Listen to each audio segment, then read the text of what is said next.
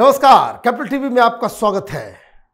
खालिस्तानी कायर अमृतपाल आज पुलिस के द्वारा हत्या चढ़ गया, गिरफ्तार हो गया और उसे डिब्रूगढ़ ले जाया गया है।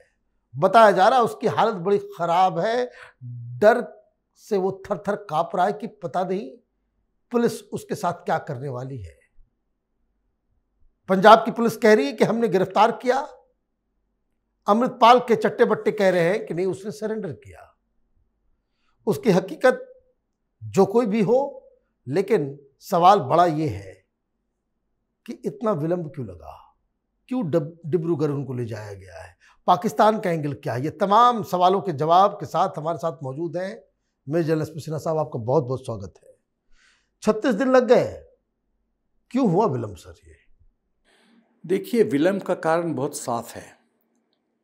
पुलिस हिज मास्टर्स वॉइस के इशारे पे नाचती है। पुलिस एज ए फोर्स बहुत अच्छी है, प्रोफेशनल बॉडी है, और पंजाब की पुलिस तो बहुत ही अच्छी है, लेकिन 36 दिन क्यों लग गया? क्या ये मैं मानूं, क्या हम समझें कि पंजाब पुलिस को पता नहीं है कि पंजाब में पत्ता हिलता है और पंजाब पुलिस अनअवेयर है, अज्ञान है? ऐसा तो हो नहीं सकता। तो पंजाब पुलिस को पता रहा होगा कि अमृतपाल है कहाँ। यदि है तो अरेस्ट क्यों नहीं हुआ? 18 मार्च को जब उसका कारवां को कैवलेट को इंटरसेप्ट किया गया, वो भाग कैसे गया? ऐसा कैसे होता था कि जिस कारवां को व्हीकल्स को इंटरसेप्ट करते थे उसके एसोसिएट्स अरेस्ट हो जाते थे और ये भाग जाता था? ऐसा क्यों होता था? इसका मतलब कहीं ना कहीं इशारा था कि इसको अरेस्ट मत करो। और 36 दिन हो गए।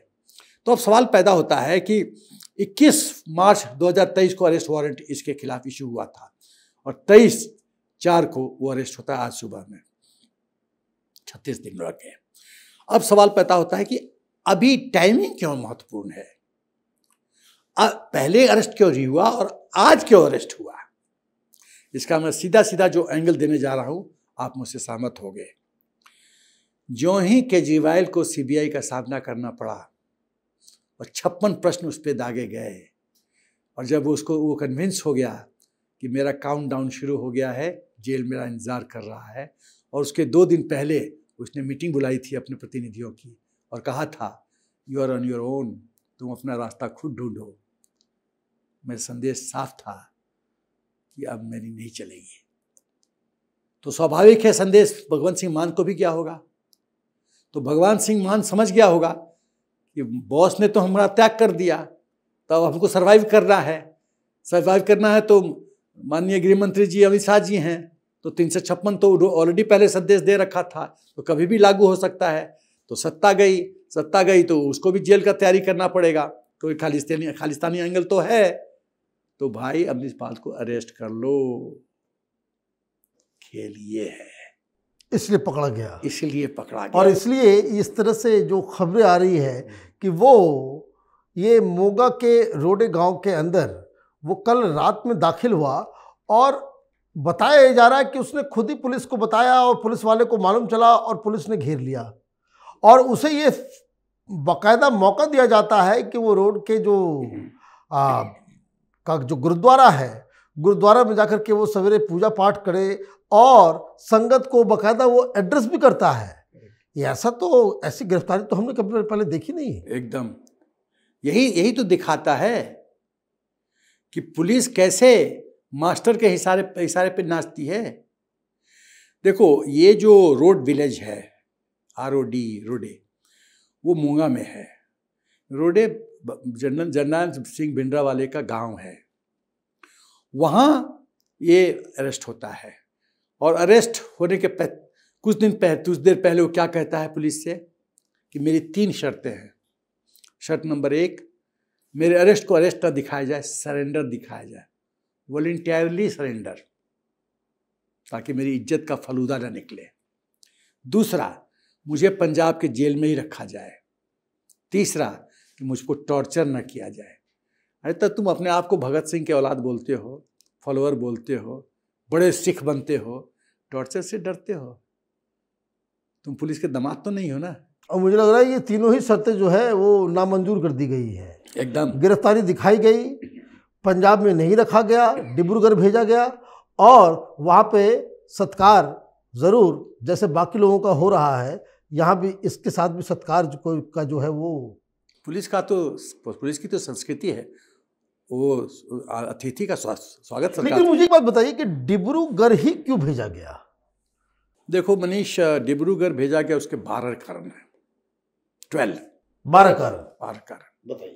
पहला कि अमृतपाल सिंह को ही सुरक्षित करना।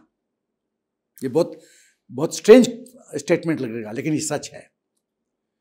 उसको सुरक्षित रखना, उसके फिजिकल वेलबींग को सुरक्षित रखना, क्योंकि उससे बहुत कुछ निकलवाना है। जो वो लोगों को पता है कि अब पुलिस निकाल लेगी इससे सब बातें, तो कनेक्शन सामने आएगा, चाहे वो एक पॉलिटिकल पार्टी का बॉस हो या बाकी लोग जो हैं, तो इसको हटा दो सीन से, उसको सुरक्षित करना, उसे निकलवाना है ना चीज़ें। दूसरा, ये संदेश कि कोई कानून से बड़ा नहीं है, कानून का हथकंडा सब पे चलता है। तीसरा कि क्राउड जो है, जैसे अजनाला पुलिस स्टेशन में अटैक हुआ और दादागिरी के हिसाब पे निकाल लिया गया लोगों को, ऐसा ना हो, ऐसा सिचुएशन वहाँ पे ऐसी स्थिति ना निकले। चौथा कि पुलिस और सीआरपीएफ और आम जनता के बीच में, खालिस्तानियों के बीच में कन्फ्रंटेशन ना हो, नहीं तो खून खराबा होगा। पांचवा कि गुरु ग्रंथ साहब का दुरुपयोग ना हो। गुरु ग्रंथ साहब हमारे लिए ईश्वर का रूप है। हम लोग सेना में जब थे, गुरुद्वारा जाते थे, तो जमीन पे आप बॉस हो सकते हो, आप जमीन पे लेट के गुरु ग्रंथ साहब का सम्मान करते हो, प्रणाम करते हो, दंडवत पूरी तरह से। हम इतना सम्मान करते हैं, और उसका ये अमृतपाल सिंह माथा पे रख के, ये कावड़ उसको कवच बना के गुरु ग्रंथ साहब को, और तब अजनाला पुलिस स्टेशन की तरफ बढ़ता है। तो ये गुरु ग्रंथ साहब का दुरुपयोग ना हो, गुरुद्वारा का दुरुपयोग ना हो पंजाब में। उसके बाद अकाल तख्त और एसजीपीसी, श्रोमणी गुरुद्वारा प्रबंधक कमेटी, उस पर दबाव न डाल पाए ये लोग खालिस्तानी तत्व कि निकालो इसको, निकालो, फरमान जारी करो, वो ना हो। उसके बाद कि जो पॉलिटिकल पार्टी, यहाँ कुछ लोग हैं जो खाली गिद्ध की दृष्टि रखते हैं वोट बैंक के ऊपर, हाँ, और कि कोई सरकार कोई कदम लेना, उस पर अपना ढोल बजाना शुरू करते हैं, इनको मौका ना दिया जाए अशांति फैलाने के लिए। उसके बाद ये कन्फर्म करना कि पंजाब चाहे ही कुछ लोग सिंपैथाइजर हों खालिस्तानी के लिए, कानून की का डंडा चलेगा, कानून से ऊपर कोई नहीं है। उसके बाद जो खालिस्तानी एलिमेंट्स है पंजाब में, उनको संदेश कि तुम्हारे काउंटडाउन शुरू हो गए हैं, अब तुम्हारी खैर नहीं, और कानून की व्यवस्था चालू है और रहेगी। और पूरे देश को संदेश कि अब एनआईए एक्शन में आ गया है और एनएसए एक्ट लागू होगा, एनआईए इंक्वायर करेगी, सब बिंदुओं को एग्जामिन करेगी, और अमृतपाल सिंह के साथ जो डिजर्व करता है ट्रीटमेंट, वो उसको दिया जाएगा। लेकिन मुझे एक चीज़ बताइए कि उसकी गिरफ्तारी के बाद से पाकिस्तान के जो आईएसआई के लोग जो इस तरह के एलिमेंट्स को प्रॉप अप करते हैं, उनको तो बहुत बड़ा झटका लगा होगा। बहुत बड़ा झटका। ये अजनाला इंसिडेंट के बाद मुझे पता है कि बड़े खुश थे, क्योंकि एक्सपेक्टेशन से ज़्यादा उनको डिविडेंड मिल रहा था। अब भीड़ देखोगे, कितनी बड़ी भीड़, और डंडे की मतलब ताकत की जोर पे निकाल लिया। तो बोला अरे वाह, मेरा छोरा ये कर सकता है तो और भी बहुत कुछ कर सकता है। बट वो अंडरस्टिमेट पाकिस्तान आईएसआई एक्चुअली कुत्ते की पूछे तो समझ में नहीं आता है किस सरकार के साथ डील करना है। वो पुरानी सरकार के साथ नहीं डील कर रहे हो तुम, ये मोदी सरकार है। तो झटका तो लगा है, लेकिन ये रोग ऑर्गेनाइजेशन है। चोर चोरी से जाए, हेरा फेरी से न जाए, नहीं जाएगा, नहीं जाएगा। वो आदत से लाचार है, षड्यंत्र करना उसकी फितरत है, वो उससे बाज नहीं आएगा। मुखौटा ए फेल हुआ, मुखौटा बी शुरू करेगा। मुखौटा बी उसके अलावे ऑस्ट्रेलिया, अमेरिका, ब्रिटेन, कनाडा, ये सब जगह ये एम्बेसी के सामने जो है जो डेमोन्स्ट्रेशन, वो उसमें गति आएगी। तो वो इस तरह से करेगा। तो मेरी अपनी सोच है मनीष की, मैंने जैसे पहले भी बहुत बार बोल चुका हूँ, फिर रिपीट करूँगा कि सरकार से निवेदन है कि अपने जितने ये सेंसिटिव एम्बेसीज हैं उनके सामने स्पेशल कमांडो फोर्स डिप्लॉय किया जाए और वहाँ के सरकार को बोला जाए, उस देश के सरकार को, कि यदि हमारे सुरक्षा पे कोई भी हमको लगा कि प्रॉब्लम शुरू होने वाला है तो हमारे special commando force right to self defence में फायर करेंगे और वो गैर कानूनी नहीं माना जाएगा आपके द्वारा। ओके, इलीगल नहीं माना जाएगा। They are at liberty. उनको सुरक्षा का जो ही डर लगा वो फायर करेंगे राइट टू सेल्फ डिफेंस में।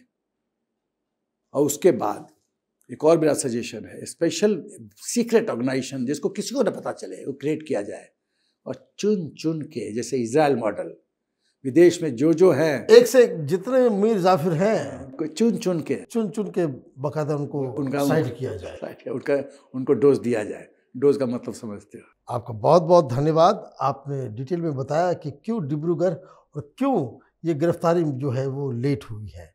अगर आपको ये वीडियो पसंद आया तो आप इसे लाइक करें, शेयर करें और कैपिटल टीवी को सब्सक्राइब करें। धन्यवाद।